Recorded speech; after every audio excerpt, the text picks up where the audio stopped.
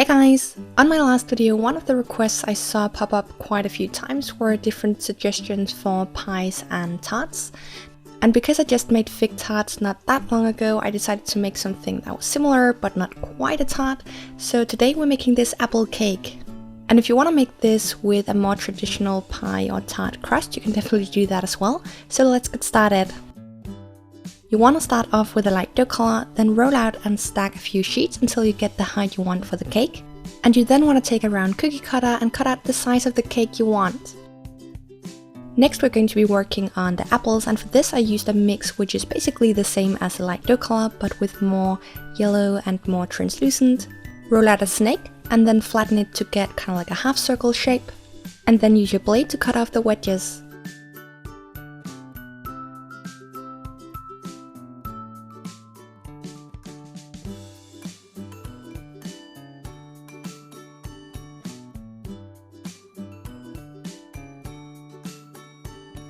We can then place them onto the cake itself, and for this I first used a pointy dotting tool to make kind of like an indentation, and then place the apple wedges on top.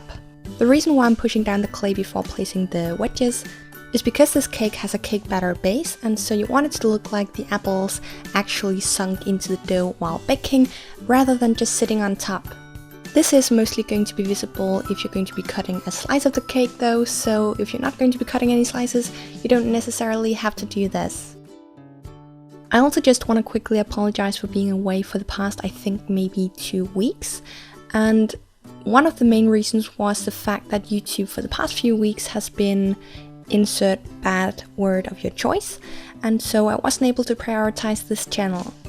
The good thing is that I can promise you that there will be another video this week. I have recorded most of it and it will be up this weekend. Then for the texture I first used a toothbrush all over the cake portion. And I then used a needle tool to add all the little bumps and crevices. I'd also like to ask you if you prefer having a certain upload date on this channel, because no matter what, I'll be able to pre-record it if I don't have time to record it on that certain day. So let me know if you prefer having one specific day of the week where I upload, or if you don't really care as to when I'm uploading.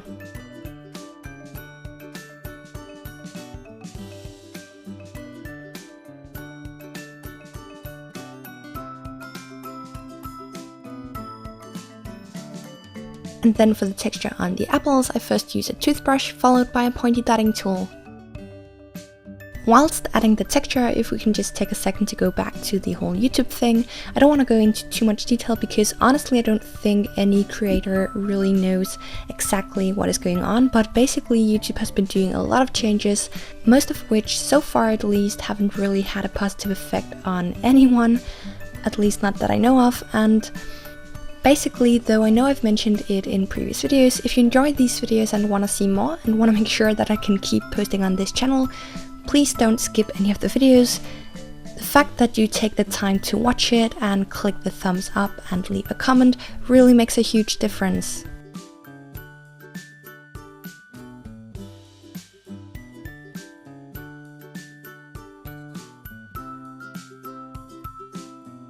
If you want, you can then cut a slice and then add some texture to the inside. For this, I just used a needle tool. There is going to be some longer gaps of silence in the voiceover of this video because there is going to be a lot of texturing and shading, and as you know, I try not to skip too much of the footage because I know a lot of you enjoy seeing a more detailed view of the process, so please do forgive the more silent parts.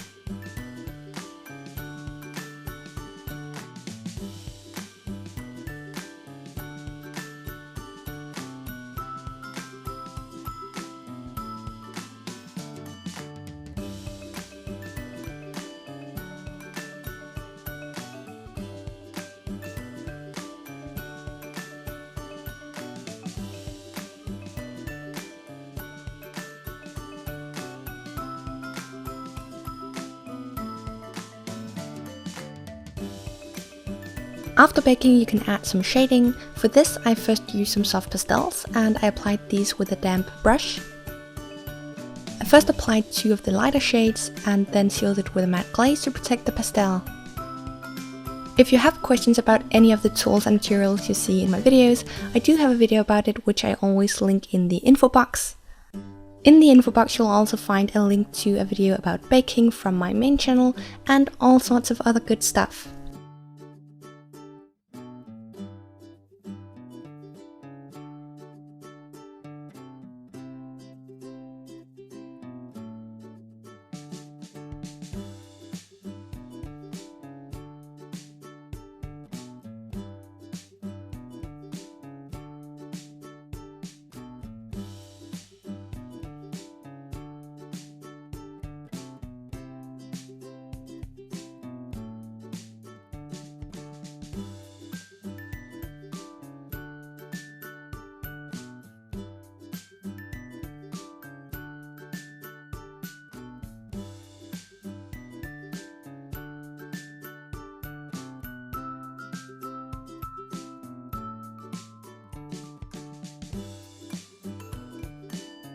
Next up, I added some shading using acrylic paint, and I used 2 different colors.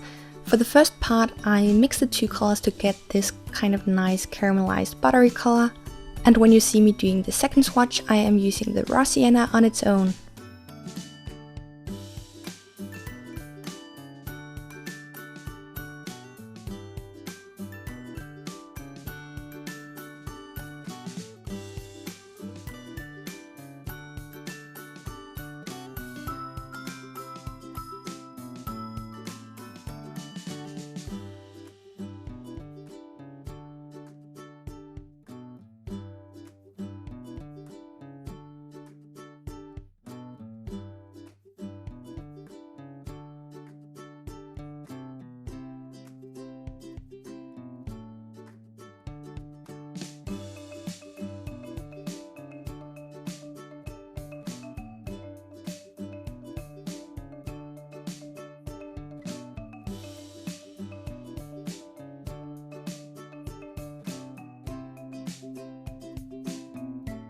I then went back in with the soft pastels and added some more shading.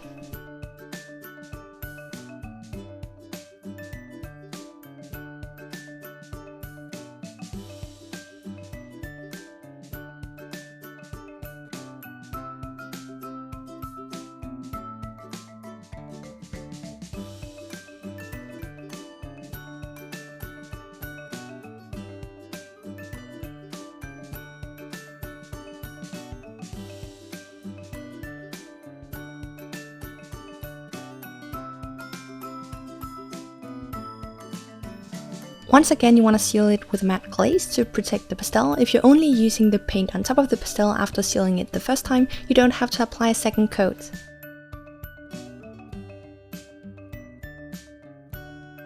And then to make it look less dried out, we're just going to be adding some gloss glaze on top.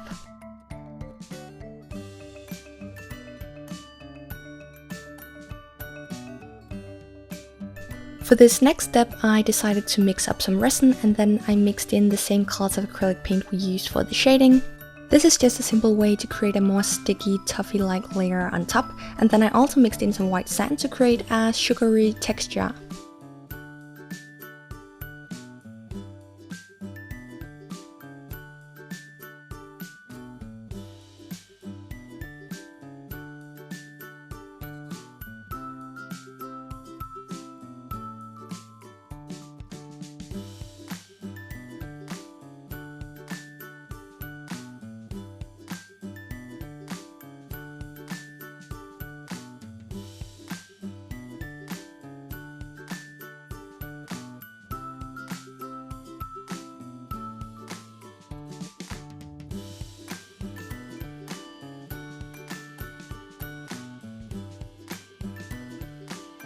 And then for the cake slice as well as the inside of the cake, you want to make sure to add some of this to the center portion, just to once again make it look like the apples and the sugar has really sunken into the dough.